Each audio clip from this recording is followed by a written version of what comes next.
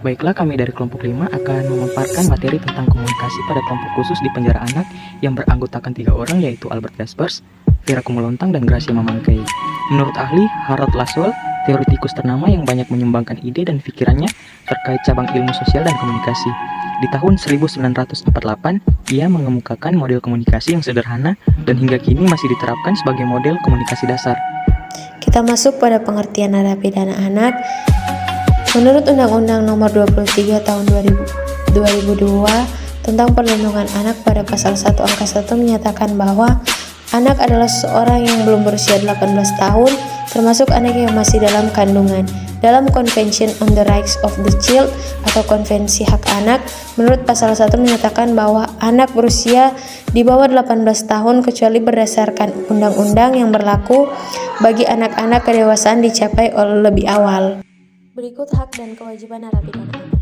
Dalam suatu proses peradilan pidana, narapidana anak masih mempunyai beberapa hak, yaitu yang pertama, hak untuk mendapatkan pembinaan atau penghukuman yang manusiawi sesuai dengan Pancasila, UUD 1945, dan ide mengenai pemasyarakatan.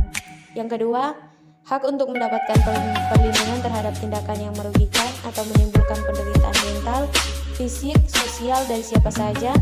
Yang ketiga, hak untuk tetap dapat berhubungan dengan keluarga sebagaimana ditentukan dalam pasal 14 Undang-Undang Nomor 12 Tahun 1945 tentang lembaga pemasyarakatan.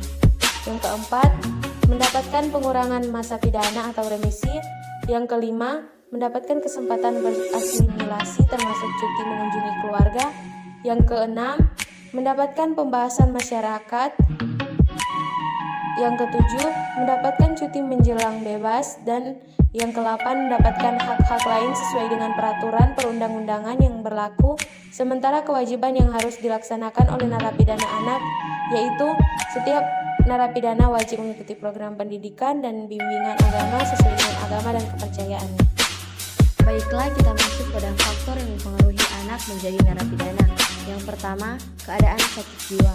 Anak yang sedang mengalami sakit jiwa mempunyai kecenderungan untuk bersikap antisosial. Sakit jiwa bisa disebabkan oleh adanya konflik mental yang berlebihan atau dimungkinkan anak didik lapas tersebut pernah melakukan perbuatan yang dirasakan sebagai dosa besar atau berat, di mana anak yang sakit jiwa mempunyai kecenderungan untuk melakukan penyimpangan. Yang kedua, daya emosional. Daya emosional erat kaitannya dengan masalah sosial. Bila tidak tumbuh dalam keadaan seimbang, tidak menutup kemungkinan bahwa anak melakukan penyimpangan dengan tidak kriminal. Dan yang ketiga, rendahnya metalitas. Rendahnya metalitas disebabkan oleh adanya kemampuan seseorang untuk melakukan adaptasi dengan lingkungan sosialnya. Dan yang keempat, anomi. Masa anomi ditandai dengan ditinggalkannya keadaan yang lama dan mulai menginjak dengan keadaan baru. Sebagai ukuran, orang akan mengalami anomi, kebingungan ketika anak berhadapan dengan suatu kejadian atau perubahan yang belum pernah dialaminya, atau anak berhadapan dengan situasi yang baru ketika anak harus menyesuaikan diri dengan cara-cara yang baru pula. Sekian pemaparan materi tentang komunikasi pada kelompok khusus di penjara anak dari kelompok 5. Diucapkan banyak terima kasih.